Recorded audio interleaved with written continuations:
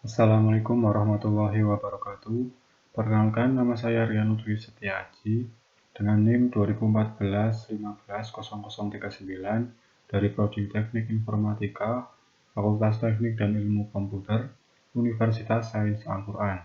Pada kesempatan kali ini, saya akan mempresentasikan hasil dari skripsi saya dengan judul Penerapan Teorema Bayes untuk mendiagnosa hama tanaman dan buah salak pondok.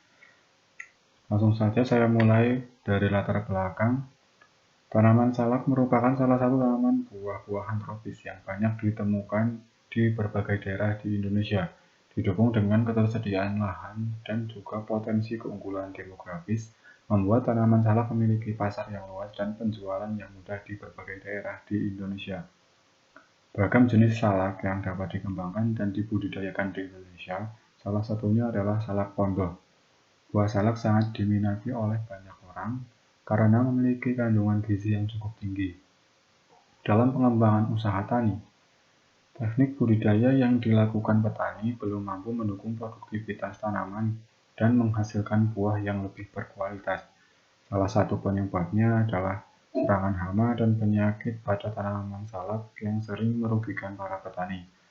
Maka dari itu, para ahli di bidang pertanian yang mempunyai kemampuan untuk mendiagnosis gejala-gejala dan serangan hama penyakit pada tanaman salak sangat dibutuhkan oleh petani.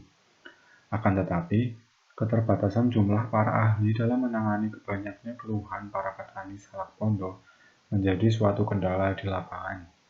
Maka dari itu, perlu adanya suatu sistem yang dapat membantu para ahli bidang pertanian dalam menangani banyaknya keluhan petani salak.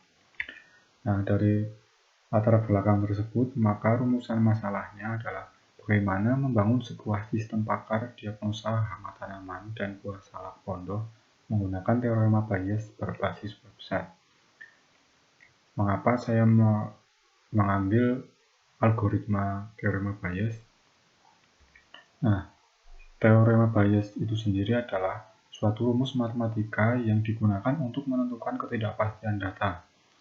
Di sini saya menggunakan data dari para ahli yang sudah ada dari dulu, kemudian akan saya jadikan suatu acuan untuk menentukan hasil nantinya.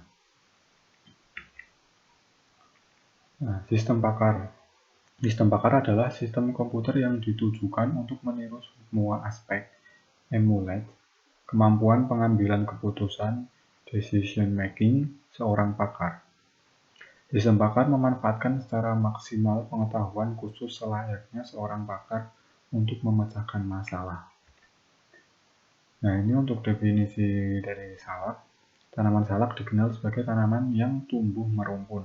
Batangnya sangat pendek, tertutup pelepah daun.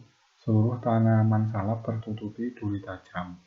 Tanaman salak tergolong tanaman buah tahunan, yaitu hidup menahun dengan umur dapat mencapai ratusan tahun. Tanaman salak berbuah sepanjang tahun. Nah, ini untuk definisi hama dan penyakit salak.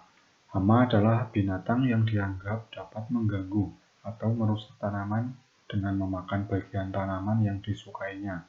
Sedangkan penyakit yaitu yang menyerang tanaman bukanlah disebabkan oleh binatang, melainkan disebabkan oleh makhluk mikroskopis, misalnya bakteri, virus, jamur, dan lainnya. Nah, di sini ada tabel nama hama dan penyakit tanaman salak pondok, yaitu 1. Jamur Botrydiplodia sp, kedua busuk merah, ketiga tikus, tupai, dan sodot, kemudian yang keempat ulat penggulung daun, yang kelima cacing tanah, dan yang keenam kumbang penggerek batang.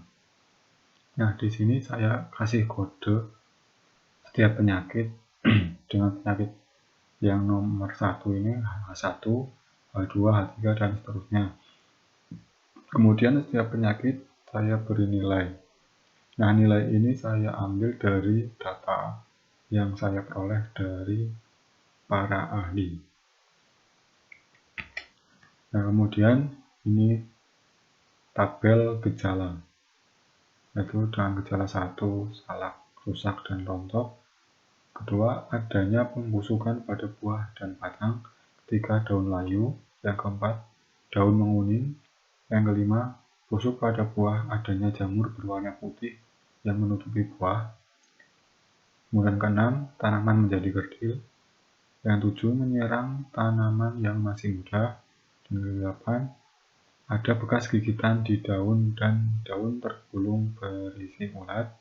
Kemudian yang kesembilan, buah bekas gigitan terlihat terkarat dan berlubang. Nah, ini tabel probabilitas gejala terhadap hama dan penyakit. Nah, ini dapat disaksikan, dibaca dengan kode. Di sini ada untuk G1 yaitu penyakitnya, ini G1, G2 ini untuk probabilitas gejala, kemudian yang H1, H2, H3 dan seterusnya itu untuk probabilitas hama dan penyakit.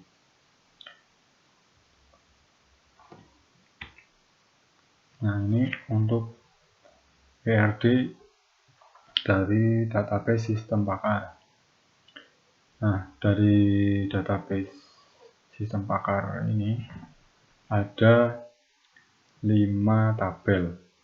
Pertama, tabel admin, kemudian tabel petani, yang ketiga tabel penyakit, yang keempat tabel probabilitas, dan yang kelima tabel gejala.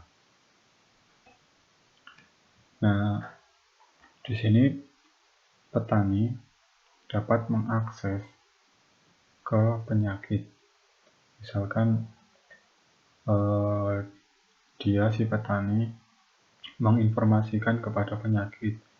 Jadi apa yang dipilih oleh petani nanti di sistem akan menuju ke tabel penyakit, kemudian menuju ke probabilitas dan gejala. Nah, di sini tabel penyakit dan tabel gejala saling bersinambungan dengan adanya tabel probabilitas.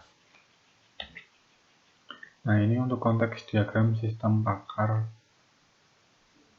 penyakit tanaman dan buah salak rontok. Di sini ada admin dan petani. Nah, di sini admin dengan sistem itu memiliki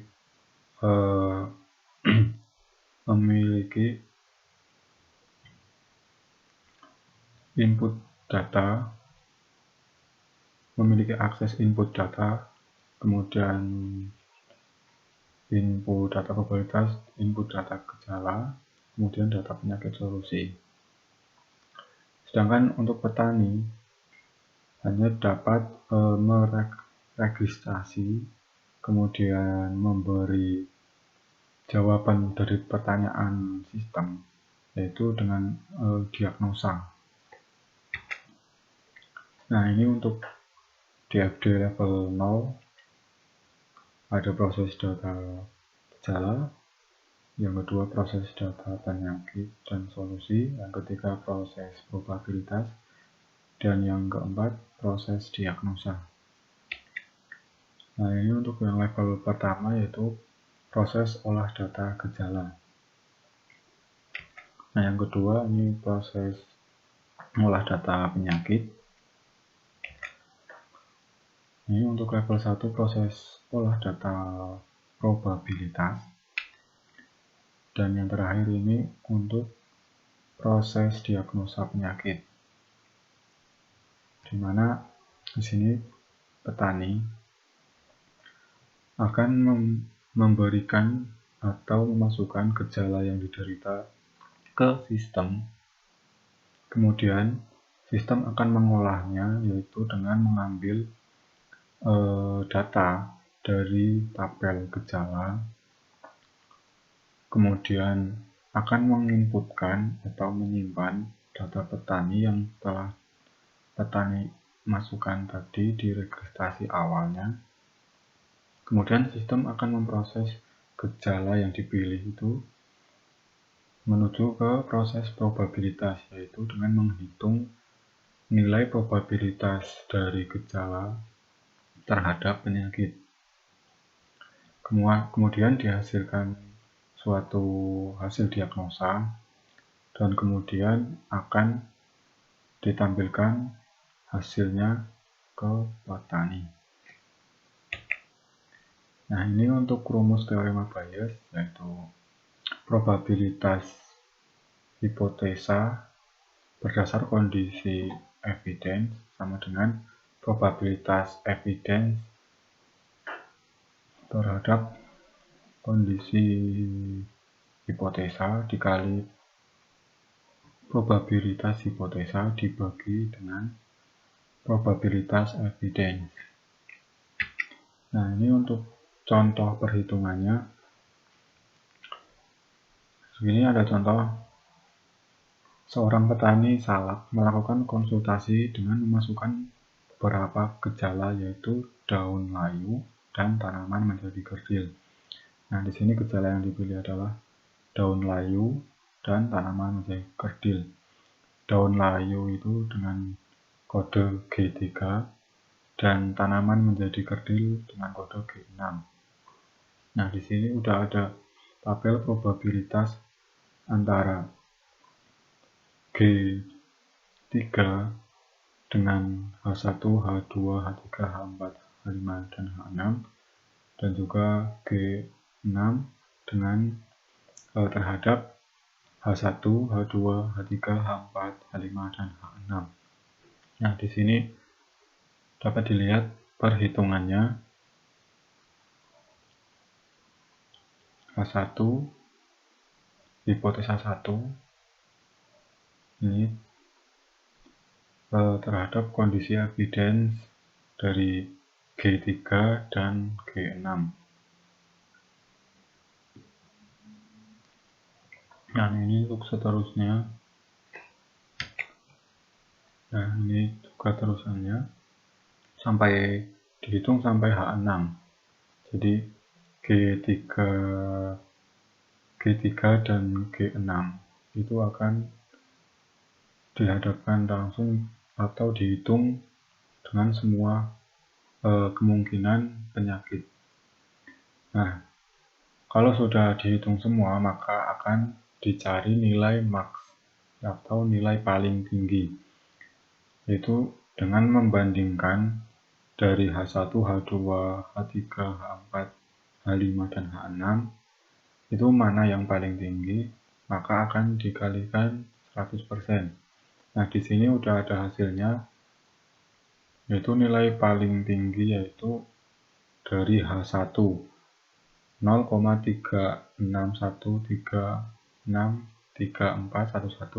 dikali 100% sama dengan 36,14%. Nah, kita langsung saja ke demo aplikasinya.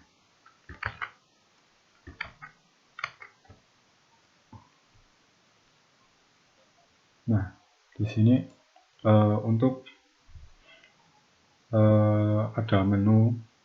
Untuk menunya sendiri ada beberapa menu, yaitu pertama menu beranda, yang kedua ini diagnosa, terus jenis penyakit, kemudian jenis salad, kemudian laporan, dan about.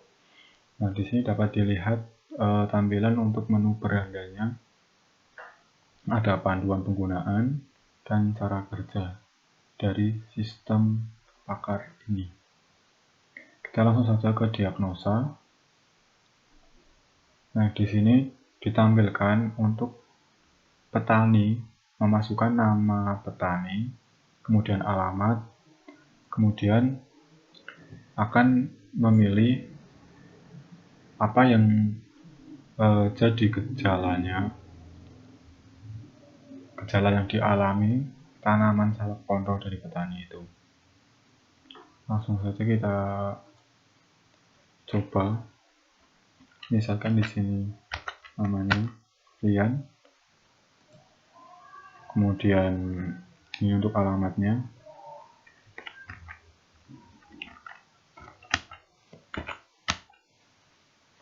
Nah, kita akan memasukkan gejala sesuai dari perhitungan tadi. Nah, tadi yang dipilih adalah daun layu dan juga tanaman menjadi kerdil. Kemudian kita proses. Nah, di sini dihasilkan ada semua kemungkinan penyakit di sini muncul, akan tetapi yang paling atas adalah yang diambilnya. Nah, ini untuk nilai paling tertinggi yaitu jamur Botrytiplodia sp.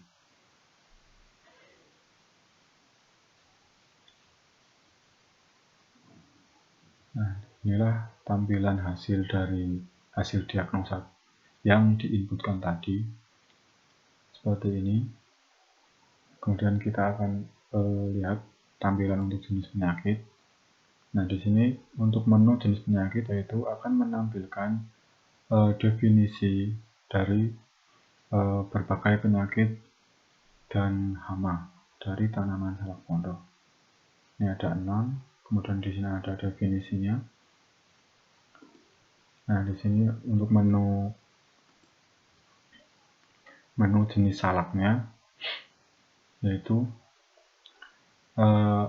ada beberapa jenis salak di Indonesia. Di sini ada 22 jenis salak. Nah, di sini sifatnya cuman informasi. Menu ini cuma informasi bagi pengguna agar dapat dijadikan sebagai pengetahuan. Nah, di sini untuk laporan hasil diagnosa yang sudah dilakukan tadi itu akan masuk di sini di menu laporan.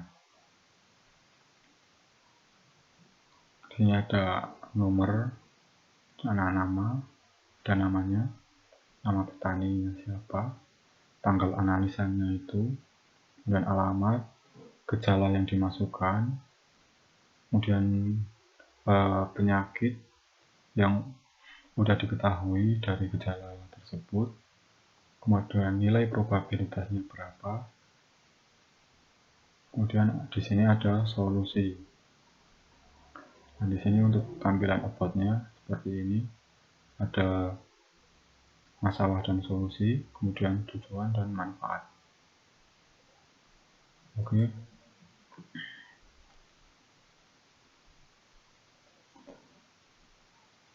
Kita coba login untuk menu adminnya. Nah, di sini untuk menu adminnya kurang lebih sama dengan tampilan di tampilan untuk user atau petani. Hanya di sini ada menu logout. Untuk tampilan berandanya sendiri itu hampir sama. Nah, di sini untuk jenis penyakit yaitu ada menu tambah data, ada tombol tambah data, kemudian di sini ada edit, hapus, di mana admin itu bisa menghapus nama jamur ini nama penyakit. Nama penyakitnya itu bisa ditambah atau dihapus, diedit itu. Dan di sini ada gejala juga hampir sama, yaitu admin bisa menambah, menghapus dan mengeditnya. Jenis salak pun juga sama saja. Kemudian laporan.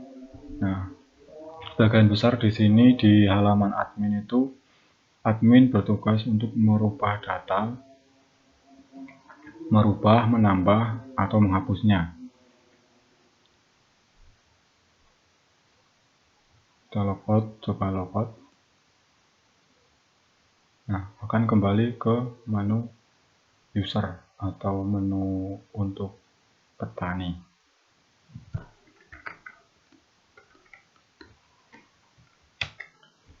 Nah, demikian presentasi dari saya. Banyak tutur kata saya yang salah, Kurang lebihnya saya mohon maaf. Wabillahi taufiq wal hidayah. Wassalamualaikum warahmatullahi wabarakatuh.